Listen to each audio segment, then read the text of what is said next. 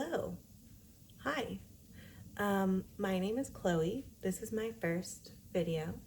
I knit and I sew mostly, and this is going to be a channel about knitting and sewing and making stuff with your hands. I live in Brooklyn, New York. I have a full-time job. I have a husband and a toddler and a dog. So I like to make stuff too. I'm drinking tea right now, sorry. So,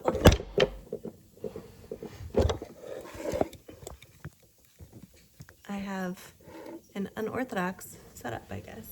You can see my sewing machine way in the back there. My house is a little bit messy right now, but I like the light right now, and my hair is doing something kind of cool today, and I like the colors I'm wearing. So, as an example, this purple shirt I'm wearing is the Dawson tee by Helen's Closet in the mock neck long sleeve version. What is that? What is that? Oh my gosh, I'm already failing at YouTube. Okay, I think this works. Someday, if I like doing this, if you guys like this, I will get a better tripod. I just wanted to real quickly talk about some of the things I'm working on. I want to make this channel because I like talking to people about knitting, and I don't have a ton of people in my life who like to talk about it with me. So I'm hoping to make friends and meet people and talk about stuff with you and also show off. So I have one knitting finished object that I brought out with me and shoved behind me. This is the Jaunty by Andrea Mowry, which I finished in January. Yeah, I think that's about what it looks like in real life. It's not blocked because it's been really cold in New York and I've been wearing it every single day.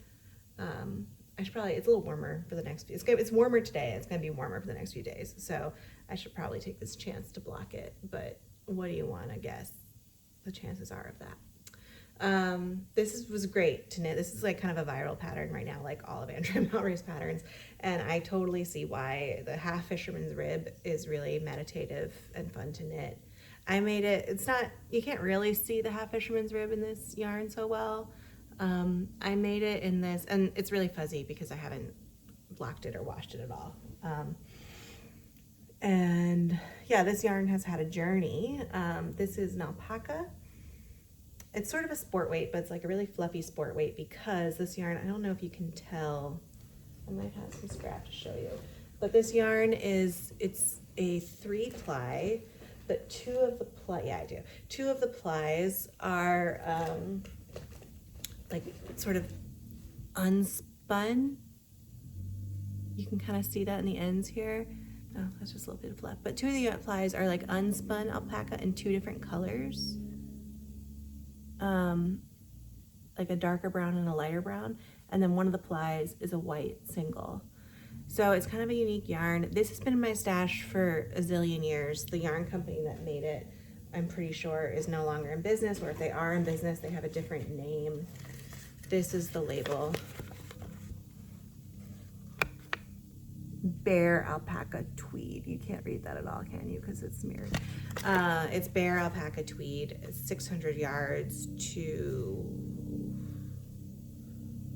doesn't say. And did I weigh it? Probably not.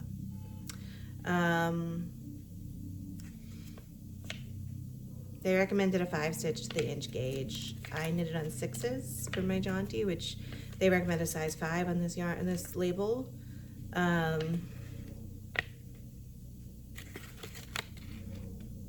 And I do not think this bear alpaca tweed yarn is around, but I did a little Googling, and I think fabulousyarns.com has something sort of similar. So if you're interested, it came out really beautifully. It's really been nice to wear. This yarn has had a journey in my yarn stash. This was a gift I got. I want to say I was in high school. I was probably like 15. So I'm 39. So how long ago was that? 24.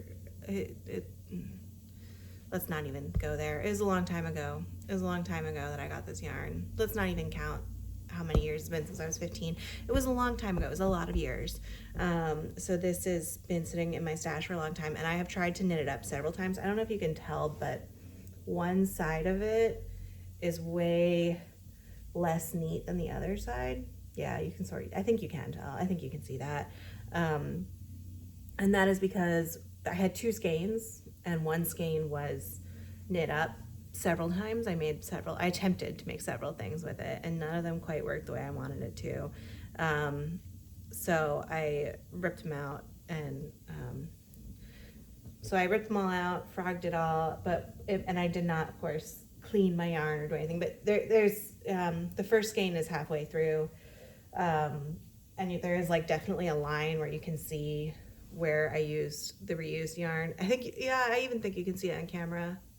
Yeah, there's definitely a line where I ripped it out. You can see where the reused yarn is versus the new yarn. I think when I do block it eventually, that will block out. It's really fluffy and warm. I love how squishy the Half Fisherman's Rib is. I love knitting the Half Fisherman's Rib. I started this in December, or mid-December, December 15th, and I finished it in mid-January. And this was a really great project to work on. It was also my submission to Taji of Tangles and Starlight, or Stitches and Starlight. Their neck thing, Make Long. This was my submission. I made it with it entirely during the period, and I've been wearing it all the time. It's a great, very practical piece for me. I really like this size. Mine is about, pre-blocking, mine is longer than I am. It's about, I'm gonna say about 75, 80 inches, about 75 inches or so. I feel like it was longer when I finished it, but maybe it's tightened up a bit. But I think when I block it, it'll stretch out more because it's alpaca. It is 100% alpaca. I think it'll probably stretch out quite a bit. So yeah, this is a fun project. I recommend this. I would really like to do one in 2 colors. Like Andrea has the Inclinations series. There's a shawl and a cowl, and those are 2 colors of color shift yarn held together in a Half Fisherman's Rib, or done, do micro stripes basically, like 1 row in micro striped basically in Half Fisherman's Rib, and I kind of like to do that with this pattern, the Jaunty. I could see this being a really good gift pattern also because it knits up fast. My favorite thing about it is the I-cord edge. I just think it's really clean and neat looking. I don't know if you can see that at all. But yeah, that's my Jaunty. Fantastic, fun finish to start the year off with. In my whips, my first whip is the Alpine Bloom sweater by Caitlin Hunter. I am knitting a size 5, which I think is an intended chest measurement of 52. I have like a 46-inch bust. So, I don't know, when I was planning this, I wanted something sort of slouchy. But since I've been working on it, I sort of wish I had sized down a bit. For me, most of the time, sweaters are layering pieces. I never wear sweaters without anything under them. But sometimes I wear like lighter things under them versus regular things. So in general, I want my sweaters to be on the slouchier side. But I am sort of regretting that with this, like it's a little, but I like it. I like the way, I'm finished with the body and 1 sleeve. The body ribbing is flaring out a bit, but yeah, I did, so modifications. This is the Alpine Bloom, the fingering weight version, which is called Alpine Bloom. There's the sport weight version, which is called, I think, the Autumn Alpine. And I just made a longer sleeve. You can see my decreases here. I made a long sleeve. The Alpine Bloom has this like lace collar. Can you see that? I really think it's pretty. I really like this lace. And in the pattern, she has the lace repeated on the sleeves. It's like a short sleeve. I think you knit a few rows and then you knit this the lace edging, and then you graft it together, which is very pretty. But I just wanted longer sleeves because this is wool. This is 100% wool. This yarn is, so the red is also a yarn you can't buy, sorry. It's the Hudson and West Weld. I bought it in their closing sale.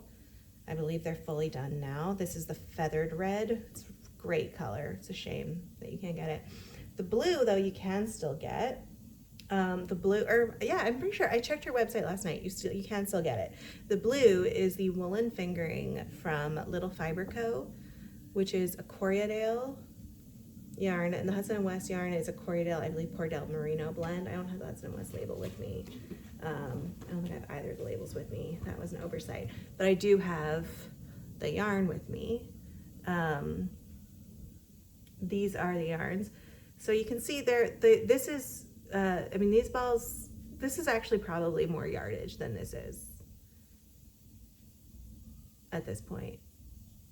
So you can see there's quite a big difference in the way they're spun.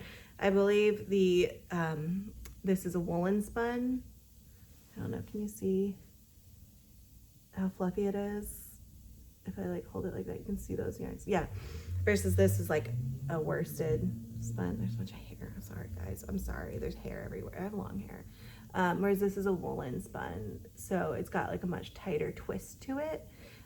So it cakes up more densely, but yeah, I think these are probably pretty close in terms of like grams right now. This is about half a skein. This is a little less than 50 grams, and I think this is probably 2. So that gives you a sense. But they do have very similar fiber content, and I swatched the feathered red first because I had originally bought another shade of weld that I was gonna mix it with. And when it came, I just didn't think they were high enough contrast for this pattern. So I saw this, I got this is from Little Fiber Co. I bought this at, and the color is just like those royals. I bought this at a fiber festival I went to in Philadelphia at the Bach building right before Christmas, right in early December. Which is a great festival. I would really like to go again next year, which was a really fun festival. I would like to go again next year. I have a good friend who lives in Philadelphia. I have family there, so I go to Philadelphia pretty often. Tea time.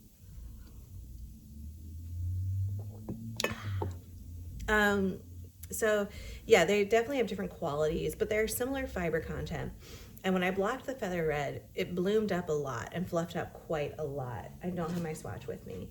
I swatched and blocked my swatch. I just said blocked, but it was a swatch. I made a swatch in the round and blocked it, and it fluffed up a lot and took up a lot more space. So like, I don't know if you can tell, it's a little like, it's a little thin right now. Like you can, it's like a little thinner than I usually like my sweaters. But I think that it will fill out between the stitches nicely. It's a slightly looser gauge than maybe you would normally want for a fingering weight sweater, but I think that based on the way my swatch behaved, I think it will fill in the stitches nicely. And I know that blue stuff, that woolen fingering, will fill in the stitches really beautifully. And I just love these colors.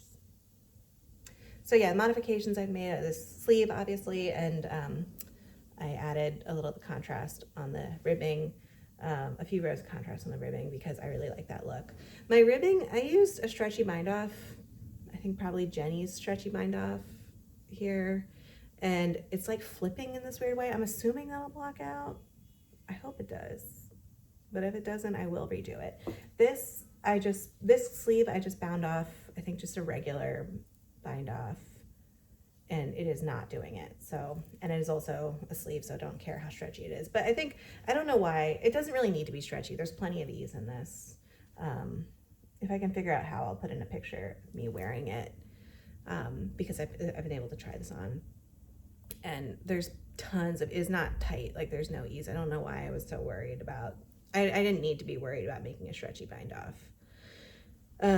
So yeah, if I have to, I will just do that.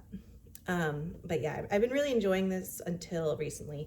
The color work was great. The color work was so fun to work on. And I almost didn't have to rip back at all because these motifs have border stitches. I should clarify, this is the first, I've done color work before, but usually only on mittens and hats. This is the first time I've done a color work garment. And yeah, I chose a fingering weight, whatever, choices, people. Whatever, I made my choices. So there's these edge stitches between the motifs that make it really easy to catch yourself when you're making mistakes on most rows. There was, I think, no point where I had to frog back more than 3 motifs of length, more than 3 motifs worth of stitches. It was very intuitive to knit. It was very easy to stay on pattern. I found this to be a really nice process. I did not enjoy knitting the body, which is like 1 million stitches. I think in my size it's 380 or something, somewhere in the 380s. Close to 400 stitches, guys. Close to 400 stitches. More than 350 stitches in the body of just stockinette in fingering weight yarn forever. And I don't know if it's this yarn. It's like this yarn is a little ropey feeling, like it. I don't know. I liked knitting with it when my other project was this, right? I was knitting on both of these at the same time.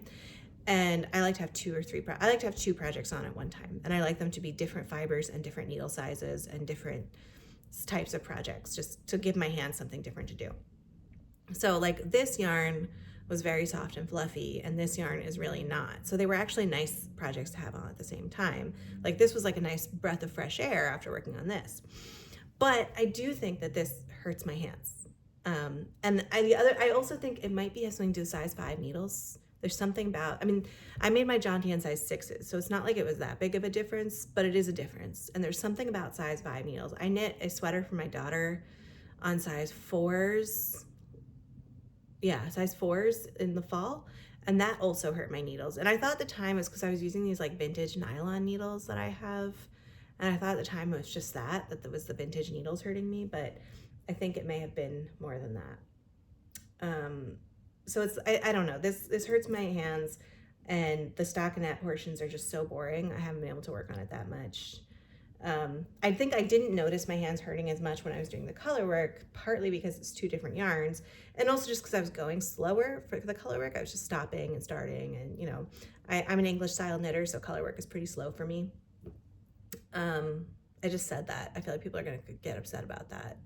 I assume that's why color work is slow for me. I'm not a very efficient color work knitter. That said, this color work took me like 3 weeks. I mean, I got through it.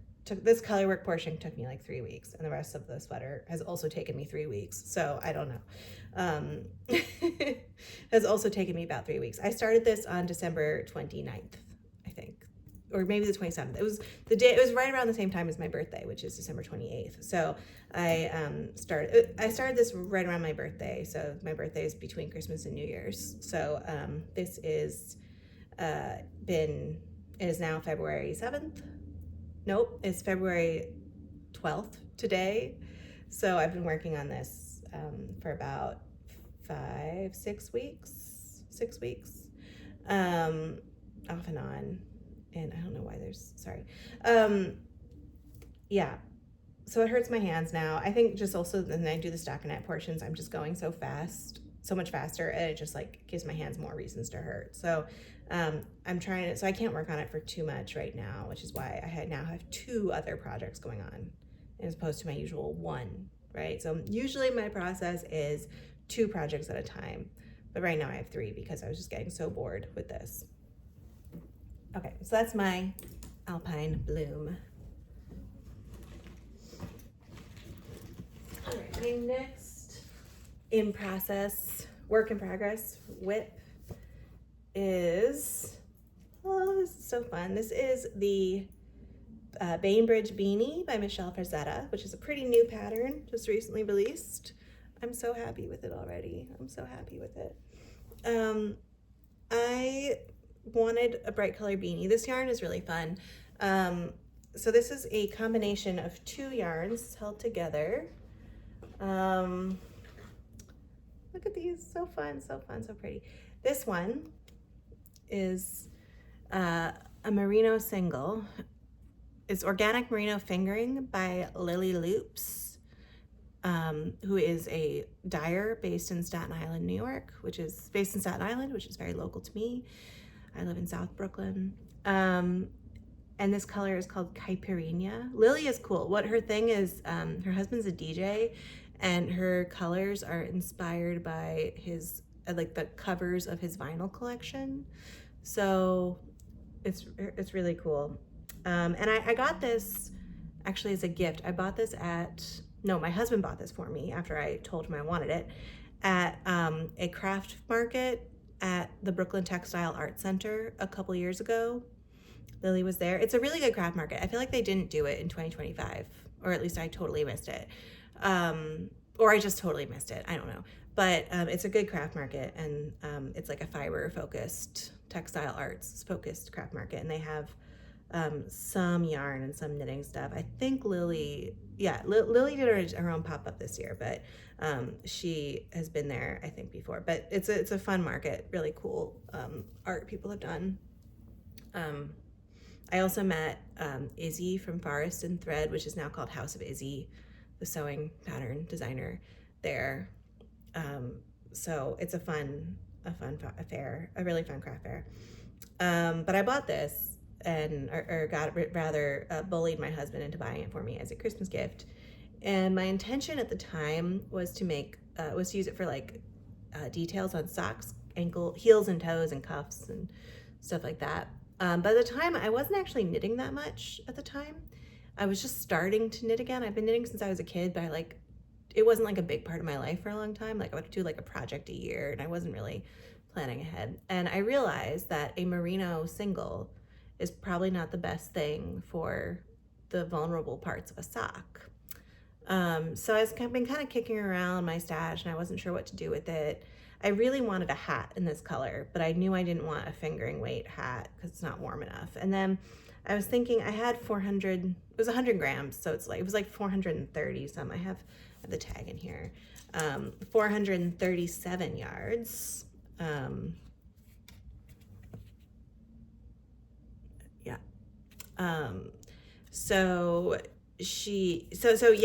I had enough. I was thinking I might make a Musselburgh because then it's like 2 layers, Musselburgh hat, because it's a layered hat. So it's like 2 layers of fingering weight yarn, and that would probably be a comfortable weight for me. But I just like couldn't stomach the idea of that much stockinette knitting. Like a fingering weight Musselburgh is a lot of knitting. I have a big head. I have this year finally understood the fact that I have a giant head.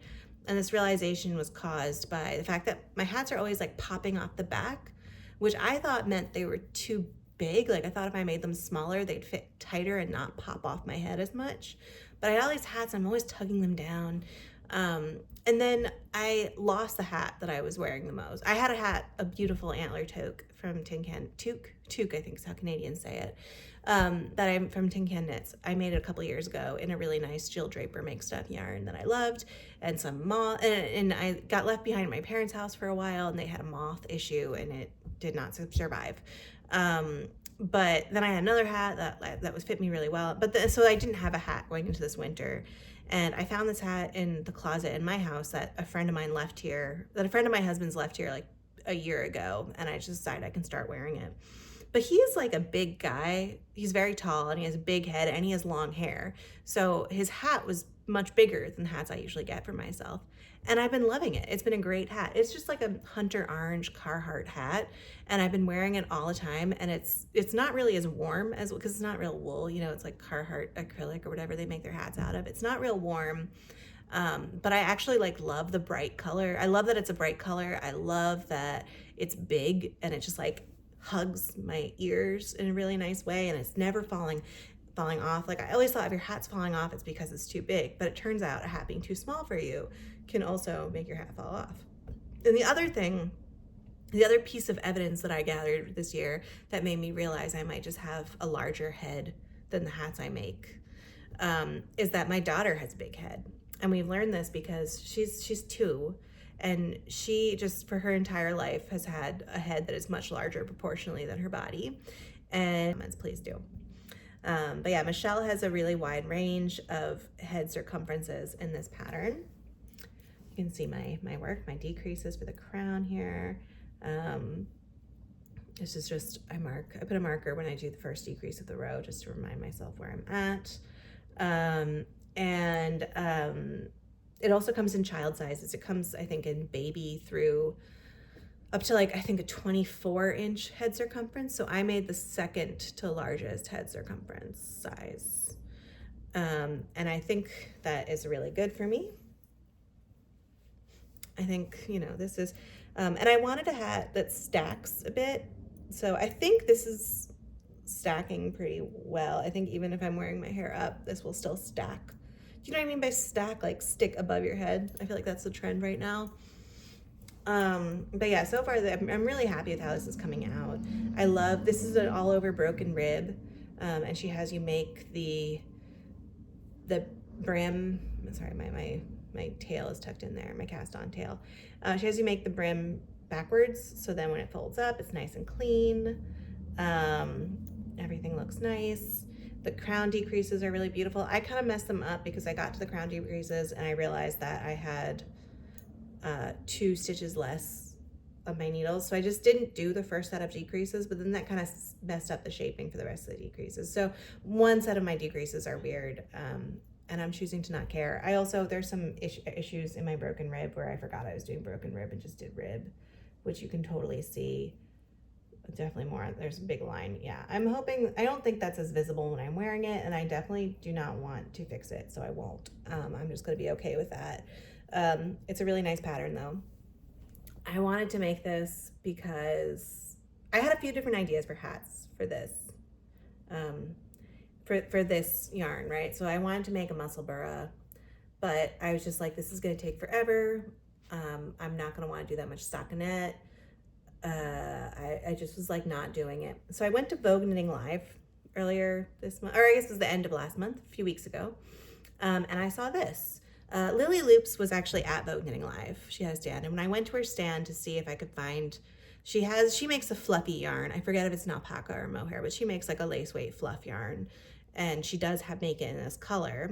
And I know from her people trying to talk to Lily, and also like something was happening, like I don't know, something was falling, her display, there was some kind of structural issue in her booth that she was dealing with, and there was a million people there.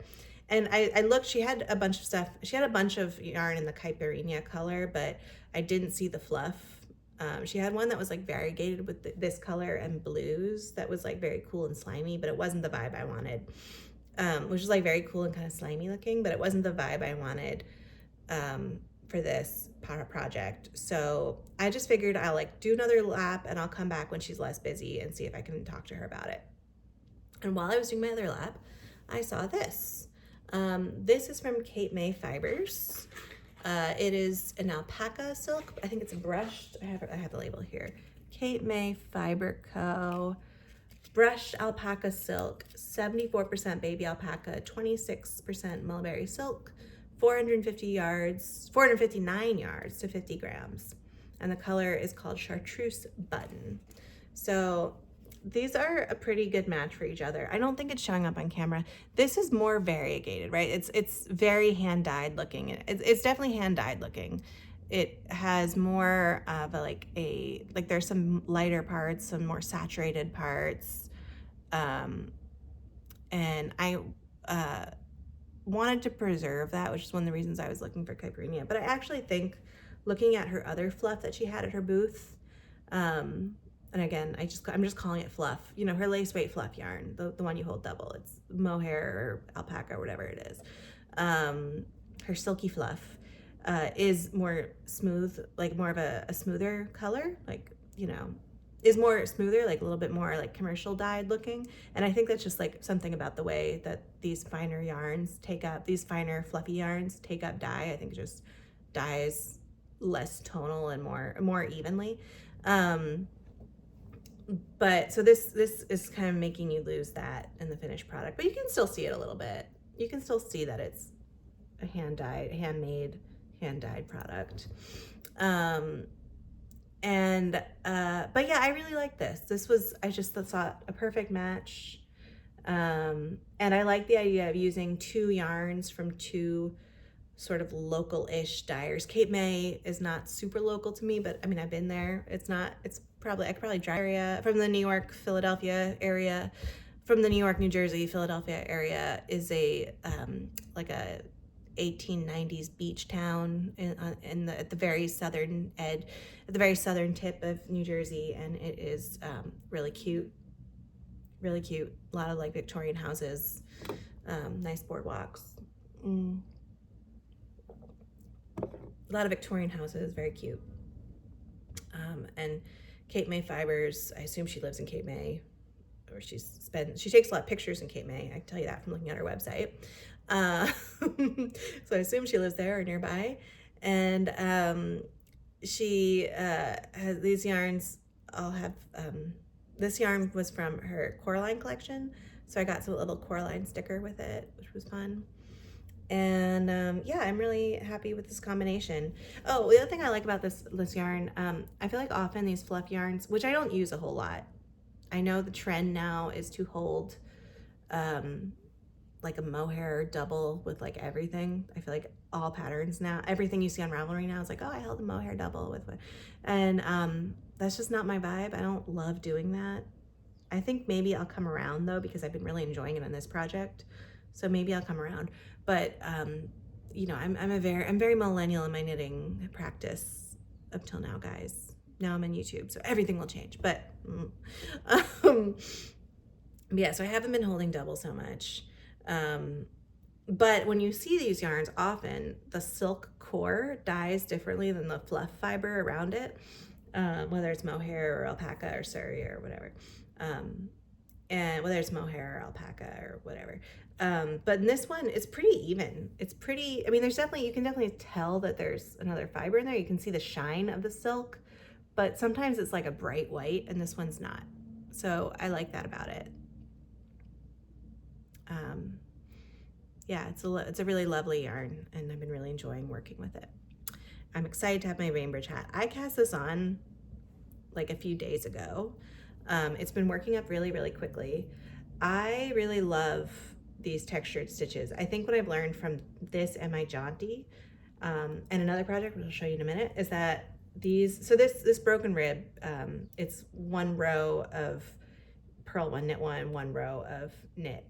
And I think that like having like a row where you do something and a row where you don't, and a row where you just knit is like my sweet spot. Like I don't like plain stockinette for miles and miles, and I really don't like ribbing. Like the idea of making a ribbed hat with fingering weight yarn was like, oh, you know. Yeah, this is this like, you know, knit one row, you get that relaxing knit row, and then you get to do something the next row. It just gives enough change for my hands so my hands don't start to hurt, and it feels good. I really like this. And my Jaunty is the same way, right? With the half fisherman's rib, you get one row where you do something and one row where you don't. So it's really nice and relaxing. It's just really nice and like engaging, but also relaxing. So I think that's my sweet spot. The other reason I wanted to make this hat, which was just released like last week, like I bought it on the 2nd. I think I cast this on the 2nd, and I think it was released like the 1st. I think it's I cast this on like a few days ago and I'm almost done, but I think it was a really I think I bought it like pretty quickly after it was released. And I know Michelle Frazetta from her YouTube, Mishi Fraz Knits, Not the Worsted Knits, I think is what she's Mishi Fraz Knits on Instagram, and I think on YouTube she is Not the Worsted Knits. And she has talked about this. I'd seen some tester versions, so I was really excited for this pattern. I thought about a couple other hats, like I said, but this is the one that won out, and I'm really glad it did. The other reason I wanted to make this is because she has a broken rib pullover pattern, the Ana Cortez pullover, and I want to make it. So I wanted to see how much I enjoy the broken rib, and the answer is I love it, and I'm going to make the Ana Cortez pullover later this year. I'll talk about that more soon. So that is my Bainbridge beanie. Next up, oh, this one is all the way down. Okay, next up is Bao Bao. This one's gonna be a little hard to show because it's kind of squinched up on the needles. And also I'm in the middle of a row, sorry. But this is looking so good. This Bao Bao by Isabel Kramer. It's also a pretty recent release. Came out, I don't know, December, November, pretty recently, sometime in the last few months. And I really like this dip stitch pattern. I think she also came out with a hat that has this pattern. And it's also used in one of her sweaters, the Hamath sweater, Hymath. It's just knit top down, center out from the top, center out. It's triangular shawl, top down, center out. Her design, her original sample was 3 colors, like 2 colors all the way through, and then sort of an edging with a 3rd color. And I really thought that was classy looking, but I wanted to use more colors. So these are some really fun yarns in this. So let me talk about those. First, I'm going to talk about these two purples. These are two shades of purple. This is 100% llama yarn. A good friend of mine has a mother who is also a friend of mine. Hi, Rose and Harriet, if you're watching. And Harriet, my friend Rose's mom, recently went to Argentina, and she offered to pick me up some yarn. She wanted to go to see some weaving and textile arts in, I want to say Salta, Argentina? I think Salta State. I don't know if Argentina is state, province, I'm not sure. I've actually been to Argentina, but only Buenos Aires, and it was a long time ago. So she picked up these yarns for me. These very generous gift. These are like sort of sport weight-ish, sort of sport weight. They came with no labels, but she told me they're 100% llama. She bought them from the woman who spun them, and they're really even spin. I have a hard time believing that this is like something somebody did by hand, because they're really even spin. The dye is really even. They're 100% llama. They're like, I don't know if you can tell this from, but they're pretty inelastic, right? Like pretty inelastic. Compare that with the green, which is, well, see how that kind of spring is sort of springy. These do not spring, right? So they are really good for shawls, right? I knew right away I was going to be looking for a shawl pattern to do with them. And I thought of the Bao Bao because of the green. I had this green, and this green is Jill Draper Makes Stuff Mohunk, which I'm totally going to forget. I don't think I have the ball band. Oh, I do have the ball band. Okay. Jill Draper Makes Stuff Mohunk is 100% lamb's wool. In the color Frosted Moss. It is 370 yards to 4 ounces, so pretty much a sport weight. And I've had this yarn for a few months. I got this actually from a thrift store. I bought from a lot of yarn from a thrift store. I brought like a bundle of yarn from a thrift store that included one skein of this, a bunch of skeins of Knit Picks palette, and a skein of a Julie Asselin yarn, which I have not yet used. But really, this is the reason I bought it. It was like the whole pack of that was about the same price as this is by itself. So when you buy it from Jill, and I thought it seemed like a really good deal, so I bought it. I felt incredibly lucky. I still feel incredibly lucky.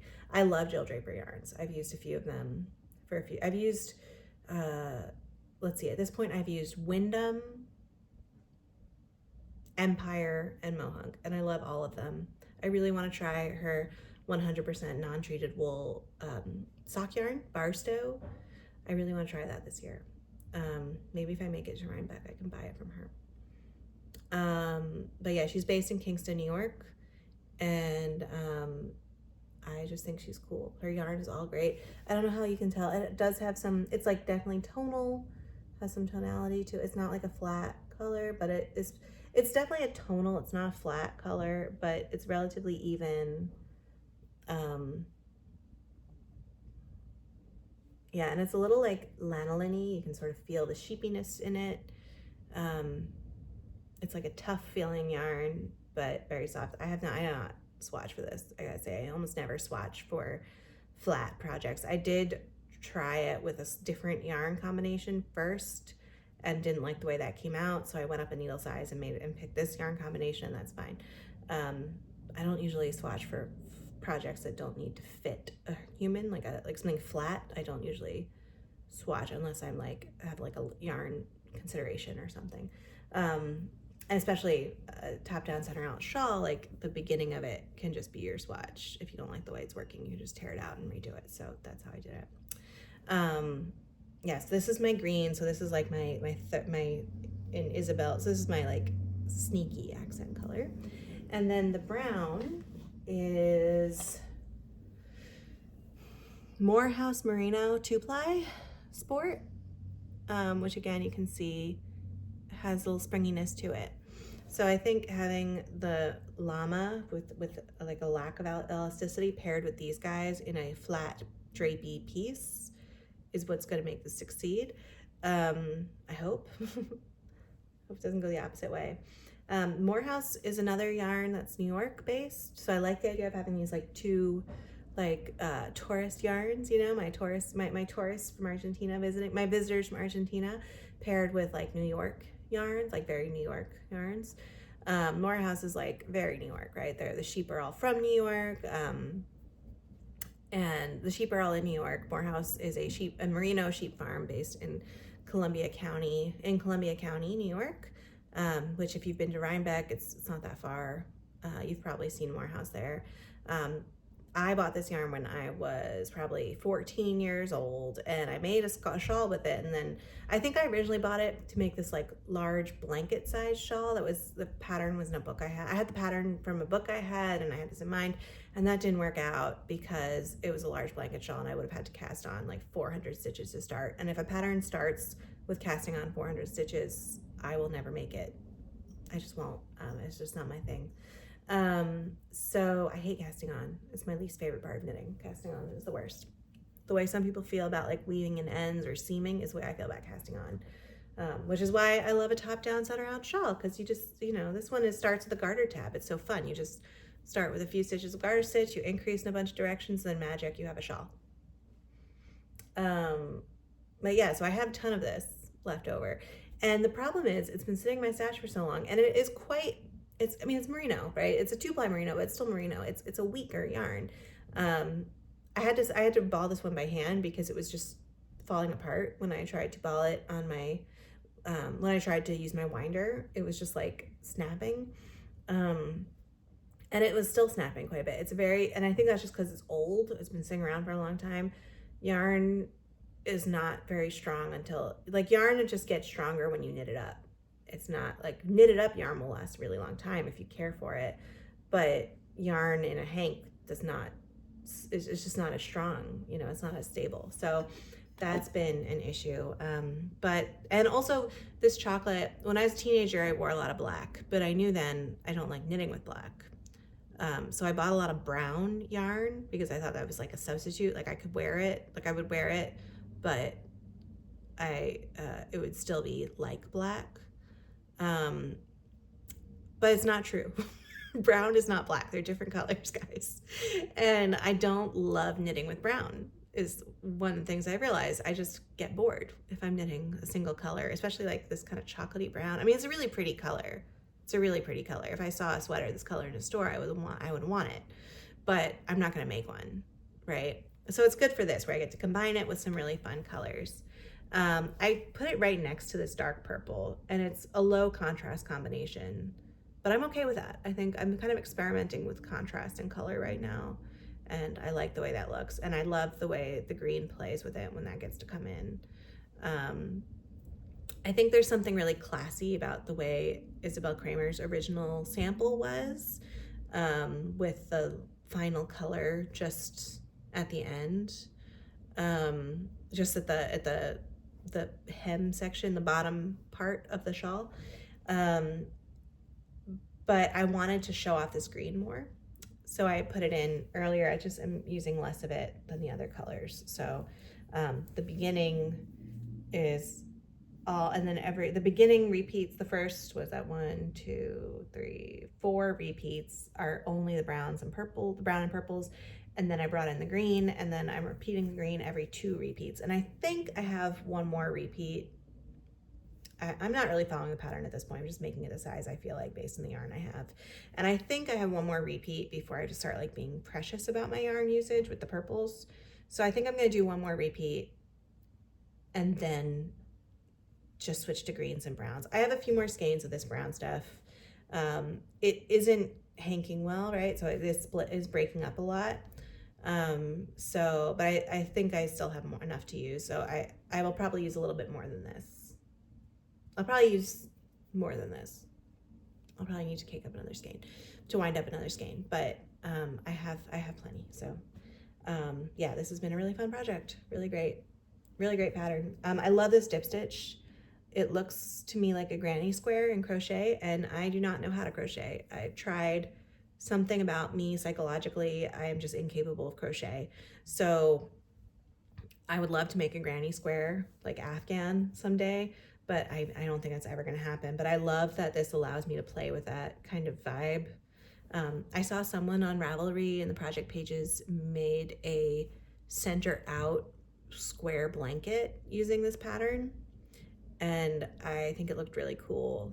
And I think it looked like a giant granny square, right? So I would love to try making a square, like a bunch of squares like that. See if I can make like a knit granny square using this dip stitch, like center out squares with increased lines. I think that would be really cool. And then use that to make the granny square Afghan of my dreams.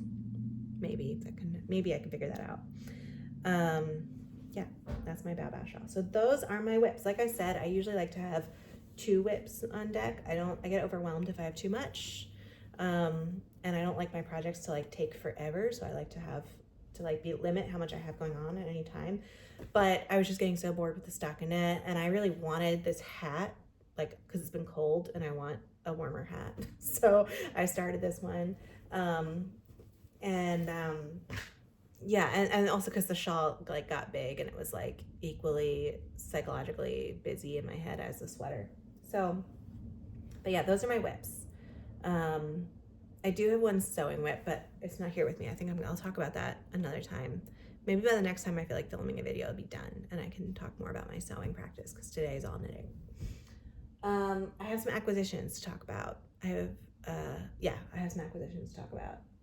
I have things to say about the concept of acquisitions and knitting, but that'll be for another time. So, I do have a stash. I've been knitting a long time. I have a lot of like random yarns, as you can tell from the Bao Bao shawl. I have like a lot of random yarns I picked up. And because I was knitting but not really knitting for a long time, I have a lot of like sort of souvenir skeins, like single skeins I bought, and I was like, someday I'll knit again. So I try not to buy a ton of yarn, but I do, right? Because buying yarn is also a hobby. And I recently made a Knit Picks order. I got seduced by their sales guys, and they sent me like one of those coupons, like, just for you, we value you as a customer. And I was like, oh, I'm so special. It works, guys, it works. But they had some yarns that were on sale that I wanted to try. They had this woolen cotton. Now, I said before I want to make an Anna Cortez pullover. Anna Cortez by Michelle Frazetta. And this is it. This is what I want to do with it. This is the color Blueberry Pie, I think it's called. Color 5229. Blueberry Pie. Or maybe it's just Blueberry Pie. Yeah, Blueberry Pie. This is our woolen DK weight woolen cotton. And I love a wool cotton blend garment. And I've never made one, and I didn't have any wool cotton yarn. And they're like, they had like a monthly yarn on sale. This is the one that was on sale last month. So I bought some. I bought a sweater quantity enough to make the Anna Cortez pullover.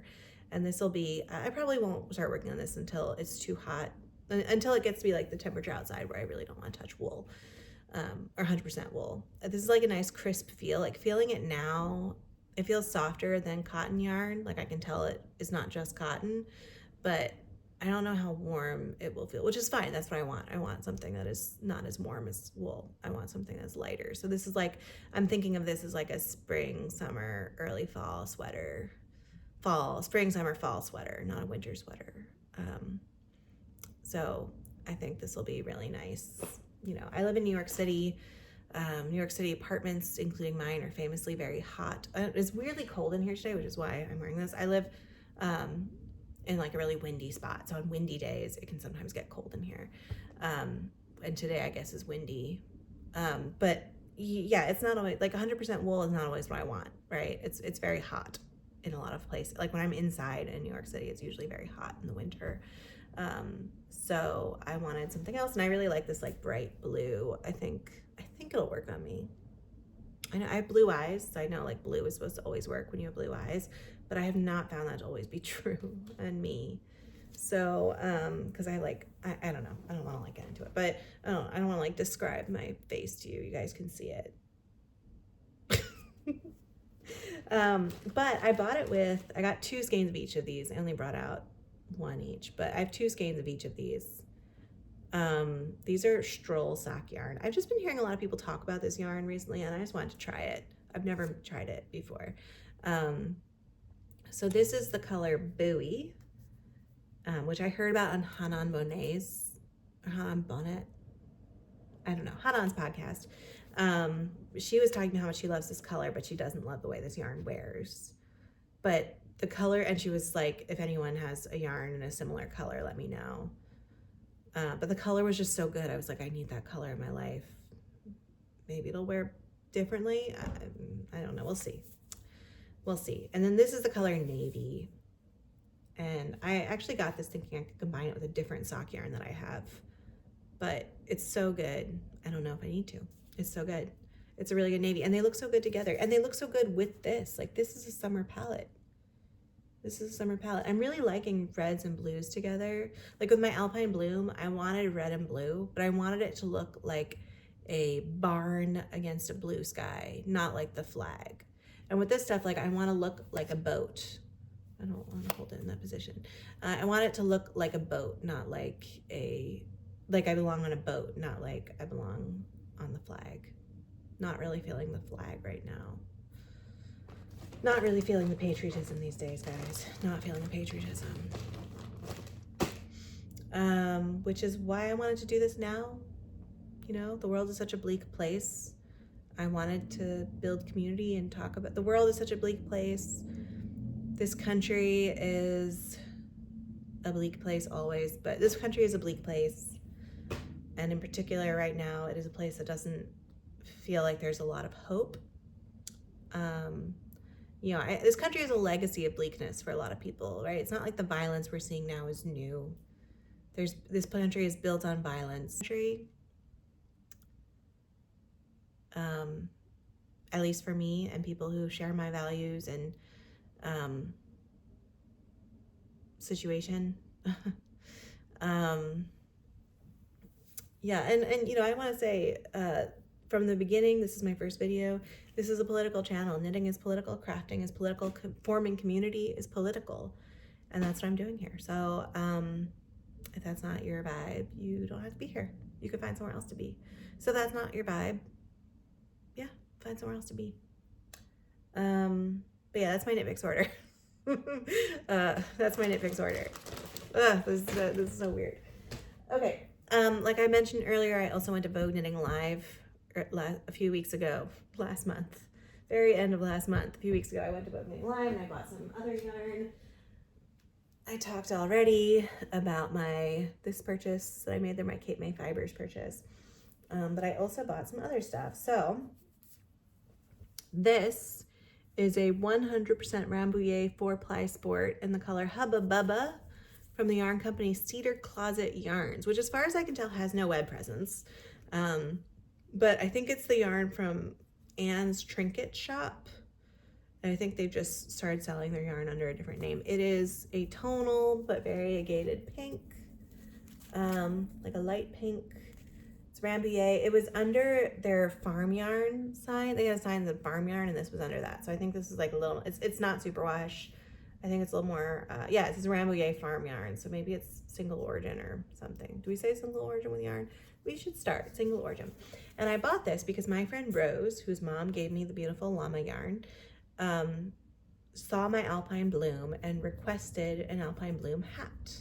And the Alpine Bloom, there is an Alpine Bloom hat pattern by Caitlin Hunter, and the Alpine Bloom hat pattern is worked in a sport weight. So I bought this. Rose suggested like a pink or a neutral. So I bought this to be the flowers. And then I was thinking of like a navy, like if I combine it with a stroll, that looks nice. She wanted black, but I'm afraid of knitting with black. But like, what is really the difference? Maybe I should just do it with black or like a graphite. I don't know. But I think that would look cool. I think it would look really cool with black. So maybe I should just get over it. I also just want to point out this yarn, the label has little snaps. I'm not going to pull it apart. Yeah, I'm not going to pull it apart, but there's snaps. It's not very sustainable. It's a lot of plastic, but it's so cute. And their bags were like iridescent with these little leather, so cute. So yeah, this is for an Alpine Bloom. This will probably also be a summer project. But yeah, the Alpine Bloom hat by Caitlin Hunter. I still haven't gotten a sport weight yarn to go with it. I had a couple different ideas. I was thinking about pairing it with the Pearl Soho Good Wool. They have this color, Watery Well or something, they like a deep navy. But I was also thinking color that was like a navy but with a little bit of purple, like an ultraviolet navy might be really cool for this. And I think Rose would look good in that. And I think my friend Rose would look good in that. Yeah, Pearl Soho Good Wool is one I was thinking of. I was also thinking about Lannis Light by Barocco. The Lannis Light I think is a sport weight. Yeah. I don't know. Let me know if you have any good 100% wool sport weight blends that you think would work well. 100% wool sport weight yarns in mind that have these like good colors that might work well with this. It's really pretty. It's really nice yarn. It's very soft. I love Rambouillet. It's really soft and fluffy. It's really soft. It's a little fluffy. I like the color. It's good. Okay, and my final purchase is these two. These are Murky Depths Deep Sock. These colors are called, all right, this one says Who Interrupted? Or Holly Interrupt? I don't know, it's hard to read. It's written by hand. And this one is number 9. And they're both variegated sock yarns are 80% superwash wool, 20% nylon. So pretty classic superwash sock yarn. This color has like a little bit of a speckle to it. This one is just like a sort of light variegation. And what I want to do with these is Ooey Gooey socks by Andrea Mowry. So the Ooey Gooey sweater was Andrea Mowry's Rhinebeck sweater for 2025, and it was incredibly popular as these things go. And I was like, oh, I don't like that. I don't even like Andrea Mowry. I'm not an Andrea Mowry person. That sweater is not my thing. It's called Ooey Gooey. I could never wear anything called Ooey Gooey. I'm such a snob, you guys, because Andrea Mowry is great. She's great. She's popular for a reason. She's like the Acropolis in Athens. Like there's a she's like the Mona Lisa, right? There's a reason people like it. It's cool. And it's beautiful. It's cool. It's worth seeing. I've seen it. It's nice. I've seen it. It's worth seeing. It's different in person than it is online. It looks good. If you have a chance to see it, you should go see it. And I kind of feel, and I now feel the same way about Andrea Mowry. If you have a chance to make an Andrea Mowry pattern, try it. If there's one that appeals to you, try it. Whereas a few months ago, I've been like, oh, I'm not a joiner. I don't like Andrea Mowry. But then I made my Jaunty, and I'm like, oh, she's really smart. Andrea Mowry is really smart. And I think what I realized is when I first became aware of Andrea Mowry was during the time when I wasn't knitting that much, with her like fade time, which was, I feel like I don't know, 2012, 2013, 2011. And a lot of her patterns, she really partners closely with indie dyers and indie yarn producers, and you know, Spin Cycle, Farmer's Daughter, right? She makes beautiful, right now she's done a few partnerships, the Jaunty and her most recent cardigan release, which is like a stripy cardigan, I forget what it's called. But both of them, they're both with Wandering Flock. So she partners really closely with indie yarn producers and dyers, and I really admire that. I think it's great. It also means that the recommended yarns for her projects are very expensive, and particularly with like the Spin Cycles and for some of them, particularly the Spin Cycles, for some of these yarns, it can be really hard to visualize how the pattern would look in a different yarn.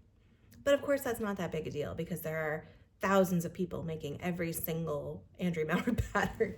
Like, you wait a month and there will be hundreds of projects on Ravelry, and you can see how people are interpreting her yarn choices by what's available in their market, by what's economical for them.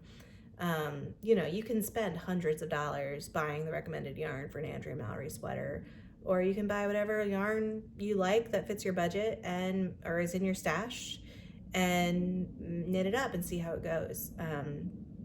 You know, my Jaunty was with yarn that I'd had for 20 years. Like, you don't need, I think her sample was Wandering Flock Fluff, which is a beautiful yarn, but it's the kit they have on their website is like $95.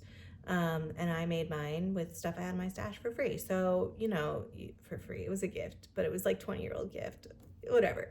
It doesn't count. So yeah, the ooey gooey socks are made out of a farmer's daughter sock yarn that is only available through their club, and they had kits for ooey gooey socks, but they're sold out now, so you can't even get that yarn now unless you're in their club. And I think these will be a really nice make for it. Yeah, I think the gooey part, like the color work part, will be the lighter color, and then the body of the socks will be the drips will be the lighter color, and the rest of it, the sock, will be the darker color. So yeah, I'm really excited to make those. There's something about this sweat. Now, that all that said, right, I think Andrea Mallory really is a really smart, clever designer. She is doing things that, even without the fancy yarns, her pattern, even without the yarns that she specifies, her patterns will come out beautifully. And yeah, I think when I first became aware of her, like I was saying before, it was like during her fade years, which I think is what really like first made her famous, like a superstar in the knitting world. And I'm not a huge fan of fades in general, just as a look. It doesn't really appeal to me. And B, I think fades in particular, like you really need a fade, right? It's not going to look the same if you make it with different yarn. It's going to be a really different effect. Obviously, you don't need to have hue vary, like a color value shift in the same hue or whatever a fade is. You could do a fade with you could do a 3-color fade with 3 totally different colors, and I'm sure you would, and you might be able to get a really cool result, but it's going to be really different vibes. And I just had her in my mind as that designer who does fades for years, even after she stopped doing fades and moved on, because I wasn't knitting that much. But when I started knitting, first, the Strya cardigan really caught my eye. I started making one last year and decided that it was not, the colors I had weren't what I wanted, and I wasn't going to enjoy it for that long, so it wasn't worth doing it. I might try again in the future when I'm buying more yarn, but that's an example of a pattern also. Like the color, I was doing it in Knit Picks palette, which comes in a million colors and is very cheap. And you could that sweater would look great in any color of stripes as long as you like the colors. I did not like the colors I had. But yeah, she has a lot of patterns that are really versatile. The other pattern of hers that has really surprised me is the Illuminate sweater, which is a Rhinebeck sweater from a while back. I don't know. But what I like about it is that it's a colorwork sweater with colorwork circular yoke, top down, with a stripy body and stripy sleeves. So it's less boring, right? I get bored after you do the colorwork part on a sweater, but stripes, I love doing stripes. Stripes, for some reason, I don't care if I'm doing plain stockinette and stripes. I enjoy them. It's that potato chip quality that stripes have. I just love it. I'm a sucker. So that really struck me. And the Illuminate, I really noticed it. I was watching someone on YouTube. I think it might have been the Fruitful Hands podcast, which is like a mother-daughter from Kentucky who knit together. Sorry, the light is getting really intense in here. You can see my plants behind me, the shadows. But yeah, Fruitful Hands are a mother-daughter podcast from Kentucky. And I believe the daughter was making, or she had an Illuminate sweater. I think she was showing it. I don't even think she was wearing it. I think it was just in the background behind them on a mannequin, or maybe she was holding it up. I can't remember. But it was an Illuminate sweater, and it was made in I think a drops yarn, just 2 colors, not anything like the recommended yarns. The recommended yarns for Andrea recommends using a sport weight yarn, I think maybe Recollect from the Farmer's Daughter or something like that, and held with a double strand of mohair. And I would never do that. I do not enjoy mohair enough to do that for a whole sweater. I would hate wearing it. I don't love the way mohair feels on me like that. I just would never want that, or I would never want to wear it or make it, right? That would not appeal to me at all. But she had it in a black and white or navy and cream or something like that. Really high contrast, flat, commercially dyed colors in a really simple yarn. see my hand. I'm like waving my hand. And I just thought that looked so cool. It was so like striking and modern. And I was like, what is that sweater? And then I looked it up and it's the Illuminate by Andrea Mallory. And I was like, whoa, it just blew my mind. So now I keep thinking about it. And now I kind of want to make one. That's probably not going to be for this year. I don't have yarn for it. And I'm not going to buy yarn for it in the next few months. So it's probably not going to be a this year project. But it's just something I've been thinking about, the Illuminate sweater. And it just has really changed the way I think about Andrea Mallory, because I also think that I don't always like her color choices. I think Andrea and I have different color. I don't always like her color choices, and I don't like color shifting yarn nearly as much as she does, and as much as a lot of people do, right? It's just not, I mean, I like it, clearly I like it, but it's not what I want to wear every day. Spin cycle sweater quantities are not in my budget. Yeah, then I also been thinking about the night shift shawl a lot lately. That's something I think about. But yeah, I have some sweater quantities right now that'll probably see me through this year, and I obviously have plenty of accessory quantities. I have a bunch of sock projects lined up. So if you keep watching, if I make another video, if you come back, that'll be what I talk about.